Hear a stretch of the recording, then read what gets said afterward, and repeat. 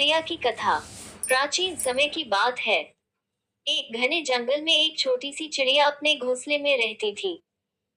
वह बहुत श्रद्धालु थी और भगवान शंकर की अनन्य भक्त थी। प्रतिदिन वह सूर्योदय से पहले उठती और पास के शिव मंदिर के शिखर पर बैठकर भगवान शंकर का गुणगान करती। उसकी मधुर चहचहाहट से पूरा जंगल गूंज उठता। भक्त चिड़िया की क्यों परीक्षा।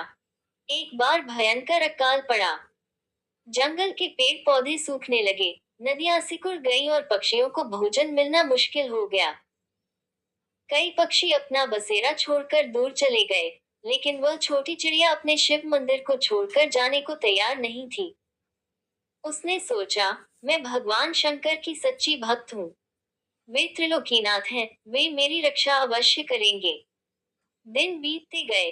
भोजन और पानी की कमी के कारण चिड़िया कमजोर हो गई, लेकिन उसने मंदिर छोड़ना उचित नहीं समझा।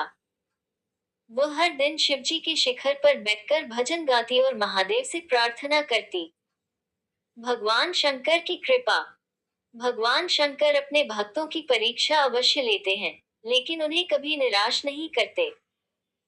एक दिन पार्वती माता ने शिवजी से कहा, प्रभु, वह नन्ही चिड़िया कितनी कष्ट में है, फिर भी आपको नहीं छोड़ रही। क्या आपको इसका कष्ट नहीं दिखता? महादेव मुस्कुराए और बोले, प्रेम और श्रद्धा की परीक्षा कठिन होती है, लेकिन अब समय आ गया है कि मैं इसे आशीर्वाद दूं। फिर क्या था? शिवजी ने अपने त्रिशूल से धरती में वार किया और वहीं एक निर्मल जलधारा फूट पड़ी। पूरा जंगल हरा भरा हो गया, फूल खिल उठे और चिड़िया को भरपूर अन्न जल मिलने लगा। चिड़िया का आशीर्वाद। भगवान शिव ने प्रसन्न होकर चिड़िया को दर्शन दिए और बोले, हे भक्त, तेरी अटूट श्रद्धा ने मुझे प्रसन्न कर दिया। आज से तू अमृतत्व का आशीर्वाद प्राप्त करेगी। तेरा नाम भक्त पक्षियों में लिया जाएगा, और जो भी पक्षियों को अन्न जल देगा, उसे मेरी कृपा प्राप्त होगी। चिड़िया खुशी से फड़फड़ाए और शिवजी का गुणगान करने लगी। तभी से पक्षियों को भोजन कराना और जल पिलाना पुण्य का कार्य माना जाता है। शिक्षा। ये कथा हमें सिखाती है कि सच्चे मन से भगवान पर विश्वास रखने वालों को कभी निराश नहीं होना पड़ता। भगवान शिव सदा अपने भक्तों की रक्षा करते हैं और उनकी भक्ति का फल अवश्य देते हैं। बने महादेव के वाहन। नंदी भगवान शिव के प्रमुख गण, उनके वाहन और परम भक्त माने जाते हैं। नंदी की उत्पत्ति और शिवजी के वाहन बनने की कई कथाएं मिलती हैं। यहाँ एक प्रसिद्ध कथा दी जा रही है।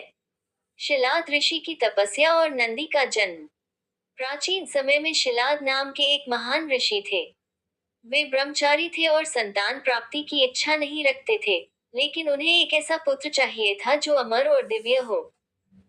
इस इच्छा की पूर्ति के लिए उन्होंने कठोर तपस्या की और भगवान शिव को प्रसन्न किया। भगवान शिव उनकी भक्ति से प्रसन्न हुए और वरदान दिया, हे शिलाद, तुम्हें एक दिव्य और तेजस्वी पुत्र प्राप्त होगा, जो दीर्घायु और ज्ञान से परिपूर्ण होगा।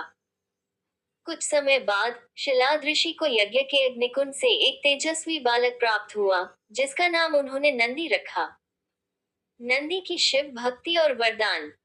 नंदी बचपन से ही भगवान शिव के परम भक्त थे। वे शिलाद ऋषि से वेदों और शास्त्रों का ज्ञान प्राप्त कर रहे थे। एक दिन दो महान ऋषि मित्र और वरुण शिलाद ऋषि के आश्रम में आए। उन्होंने जब नंदी को देखा तो कहा, यह बालक अल्पायु है, अधिक दिनों तक जीवित नहीं रहेगा।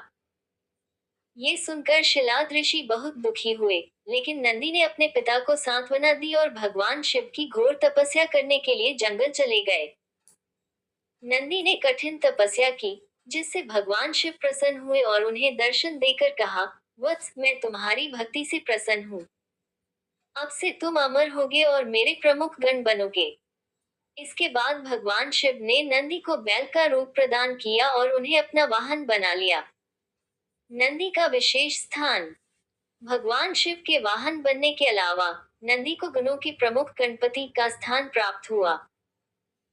शिव मंदिरों में नंदी की मूर्ति हमेशा शिवलिंग के सामने स्थापित की जाती है, क्योंकि यह माना जाता है कि नंदी के कान में भगवान शिव के दर्शन और आशीर्वाद की शक्ति होती है। भक्त नंदी के कान में अपनी मनोकामनाएं कहते हैं, और ऐसा माना जाता है कि नंदी यह इच्छाएं शिवजी तक पहुंचा देते हैं। शिक्षा। इस कथा से हमें भक्ति, समर्पण और कठिन तपस्या के महत्व का ज्ञान मिलता है। नंदी का जीवन हमें सिखाता है कि अगर हम सच्चे मन से भगवान की आराधना करें, तो वे हमारी हर मनोकामना पूरी करते हैं।